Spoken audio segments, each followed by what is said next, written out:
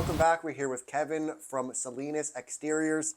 Kevin, how are you? Good. Good. How are you? Good. Thank you, for hosting me and coming on the podcast. I'm excited, kind of dive in. We've known each other for years now, so Right. thank you. I appreciate it. For sure. Yep. So you started Salinas Exteriors, which was Salinas Roofings at the age of 18. hmm Why decide to get into the construction,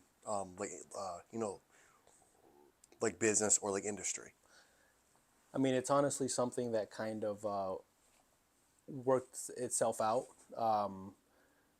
And actually, when I was 16, I was getting into the construction field after school or during like summer breaks.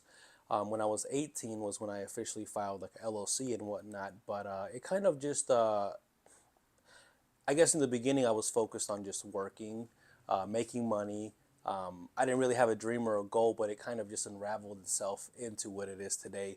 It's hard to explain, but it, I guess doors opened, opportunities opened, and I just focused on capitalizing on those opportunities, and here we are today.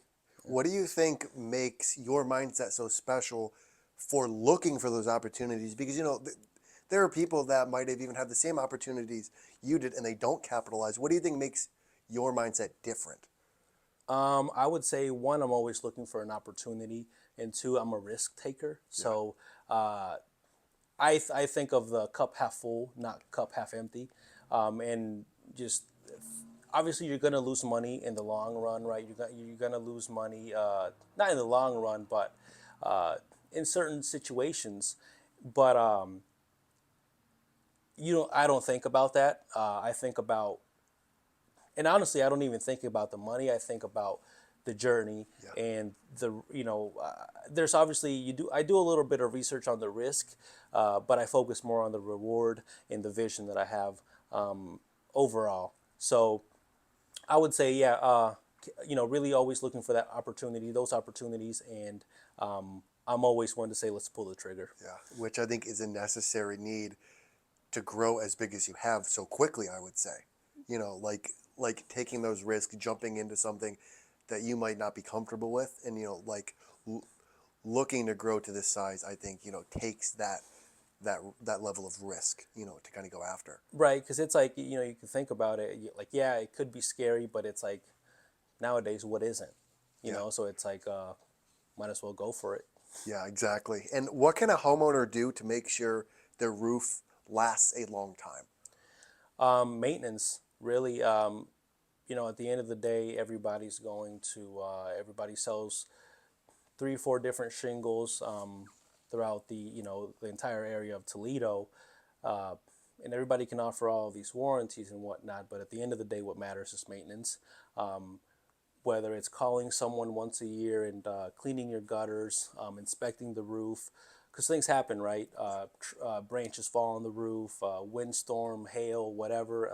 Just keeping up with the roof will really actually give you that longevity that you're looking for.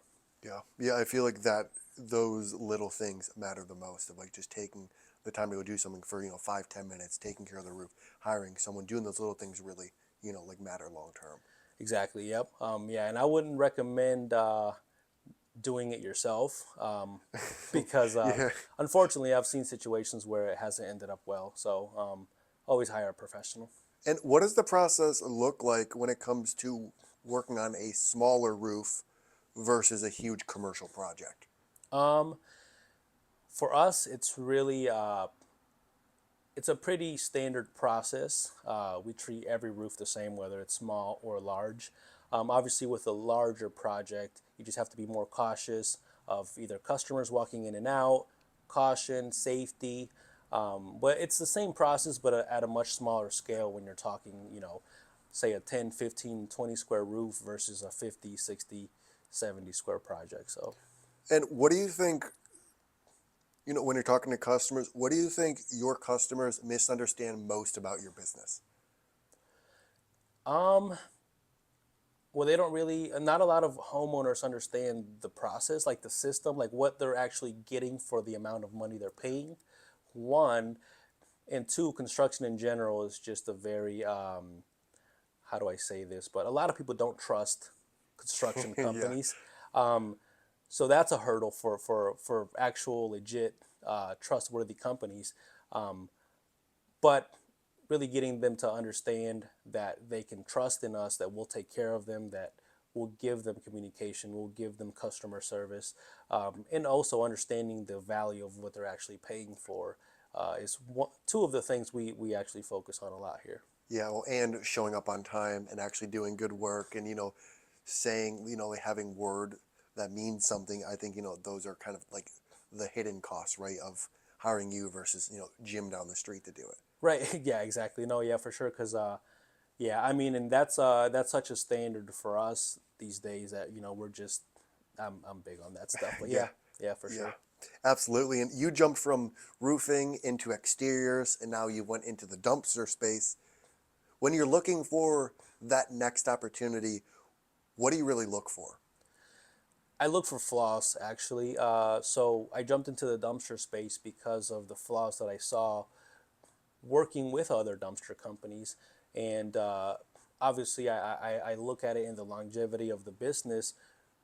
We'll use a lot of dumpsters throughout this Yeah, business. Not only this year, not last year, but just in 10, 20 years down the road. So it makes sense to capitalize on that now versus doing it 20 years later, where I would have said, dang, I wish I would have done this 20 years ago. First of all, so yeah, and the flaws that I look for is like, uh, as a customer at that point, where am I unsatisfied, right? And what could I do or what could I provide that will make sure my customers don't feel like how I felt? So uh, that's what I look for when I'm looking for opportunities to capitalize on something. I'm just looking at what are people not doing that I could do and capitalize on that. yeah. And you also finally pulled the trigger and started creating some content online on social media. What was holding you back from starting to create content? Really, what was holding me back was I was very focused on the business here. Uh, we just bought this space, not even, I would say a year ago, remodeling it, getting into the space, getting into the mindset of understanding this space. And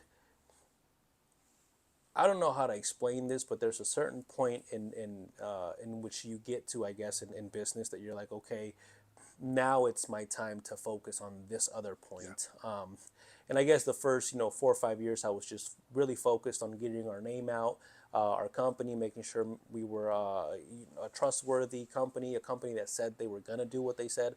And obviously, there's been hurdles along the way, right? There's been challenges yeah, and hiccups, but we always, I always just looked for that right mindset to be in mentally. Because when I focus on one thing, I can't focus on other yeah, things until this one thing is like, I got it down, yeah, so. for sure. And with you getting into the construction industry at such an early age of 18, what would be one thing that you would tell your younger self? Um,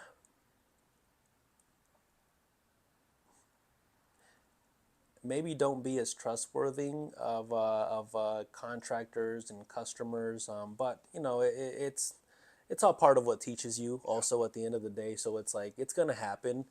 You just gotta accept it and in a weird way enjoy it, because it's gonna, and learn, right? That's that actually I would say that yeah, learn from each mistake, learn from each everything that you can, because if you make a mistake and don't learn from it, you're bound to make that mistake again. yeah. I think that's probably the most important. Like you hear all the successful people of like take a mistake and learn from it. Don't look at it as a loss, right? Like Exactly. actually take this. What can I learn from it? How can I improve? And realize like if I stay in this industry, this my mistake is going to be looked at as a huge learning lesson down the line. Like I might run into this again 5 years from now. Exactly. Yeah. It's like a different type of L. Yeah, yeah, yeah. Oh no, for sure. And you came to the U.S. from Honduras at the age of 8. Hmm. What was the biggest difference between American society versus society in Honduras? Oh, it's a huge difference. It's I don't even know how to explain that, but it's a whole different mentality. You look at, I guess, growing up, I always, you're in the land of opportunities. The U.S. has so many opportunities that you can just take advantage of, and I think that's one of the biggest things for me personally. In Honduras, there's no opportunities to really make something of yourself. Our mentality is different. Just how we look at life is different, especially when you come from a place where there's like nothing, right?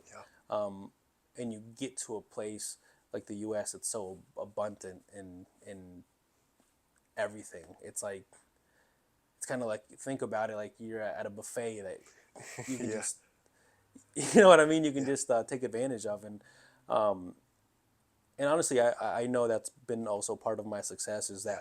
that hunger, that drive, living and experiencing the things that you experience at a young age, living through poverty really feeds that drive of when I get somewhere that I can do something of myself, I will make sure I'll do something of myself and do Yeah. it and do it good and do it right. You know. Well, I was gonna say that's probably why you are so driven and are so you've grown so quickly with your company because you've came to America and you didn't take things for like for granted, right? You're like, look at all these opportunities, let's let's go succeed.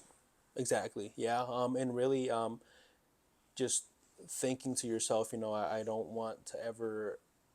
I went through it, but I'm not gonna have my kids go through it, right? And that in itself will wake you up every day. Yeah. You Oh, know? absolutely. And you have a bunch of different tattoos. hmm Is there any tattoos that have a deep meaning to you?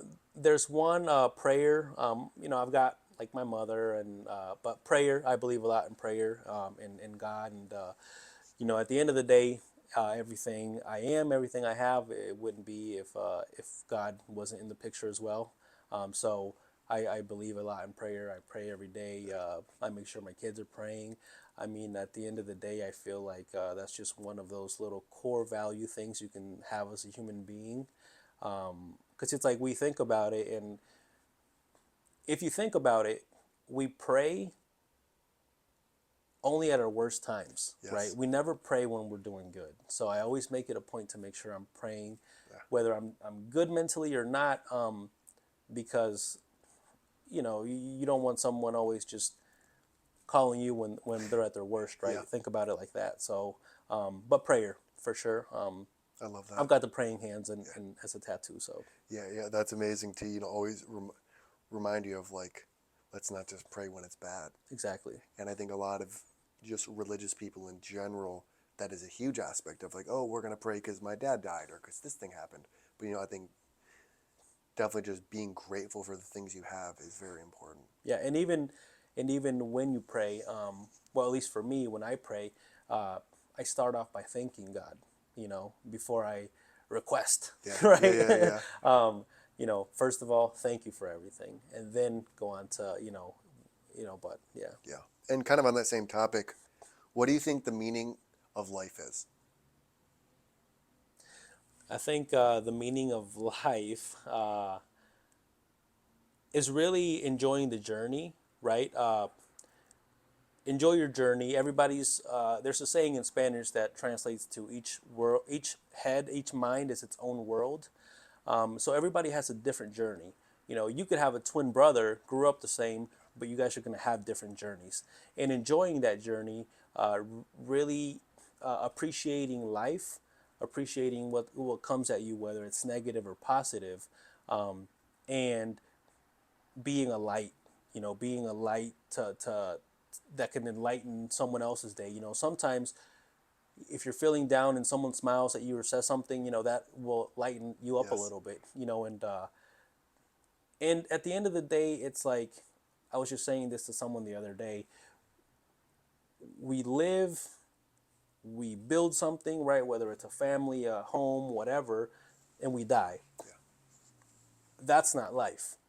I think life is, the meaning of life could also be leaving something, leaving some type of legacy behind.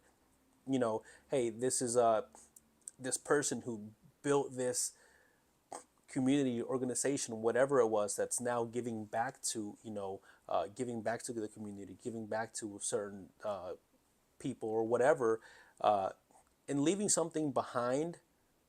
I think that's what that the meaning of life is. Yeah. It's really leaving something that when you're dead and gone, 10, 15, 20 years down the road, you're still remembered because of what you started. And is this what you want Salinas to be? Yes. Yeah. Yep. That's why I designed the logo the way I did, because I want to make it a brand that'll eventually become a meaning. So, Yeah, that's beautiful. I have two more questions for you. yep. If you could have dinner with two people, one person from the past and one person from the present, who would it be and why? One person from the past and one person from the present.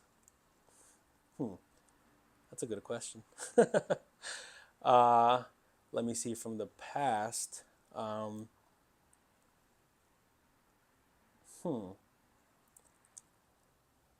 what's his name? From the past, I would say what's his name? Confucius. Yes. Confucius, yeah, philosopher, right? Yeah, yep. Confucius, yep. Him. I would have a conversation with him, and Why Confucius? I think he's a very interesting, was a very interesting person, very interesting way of thinking, and I think he's the type of person that when you talk to, you learn a ton from. Especially me, like anytime I'm talking to somebody, I'm always looking to what can I learn from this person, whether if it's a 5 or 10 minute conversation. So I think he'd be a person I would take a lot from and really learn a lot from, Yeah. especially if I'm picking his brain. Yeah.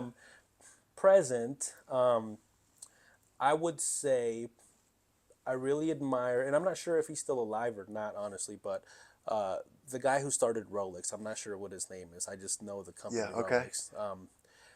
He's actually someone I looked up and researched a lot on when I was starting Salinas Exteriors. Interesting. Yeah, because of his approach to branding, his approach to how he built his company.